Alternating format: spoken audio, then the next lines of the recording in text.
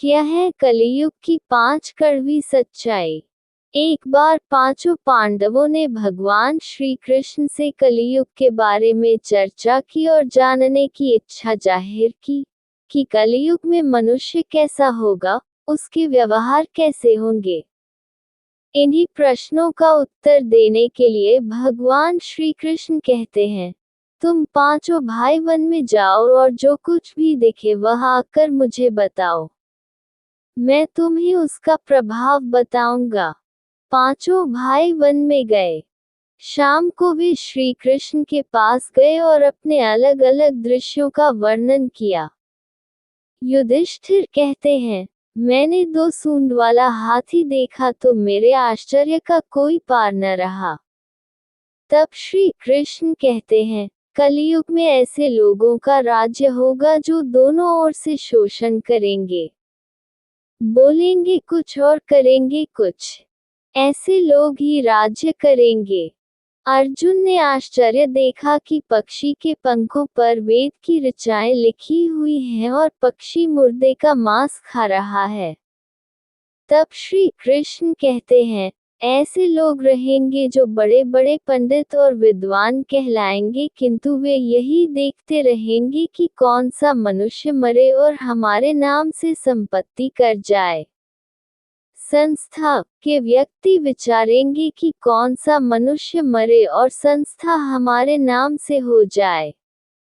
चाहे कितने भी बड़े लोग होंगे, किंतु उनकी दृष्टि तो धन के ऊपर ही रहेगी।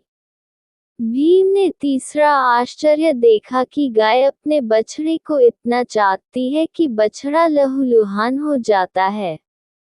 तब श्री कृष्ण कहते हैं, कलियुग का आदमी शिशुपाल हो जाएगा।